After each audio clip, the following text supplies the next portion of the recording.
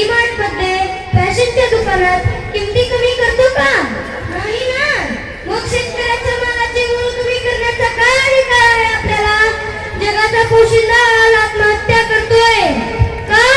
तर त्याच्या मालाला योग्य किंमत मिळत नाही म्हणून.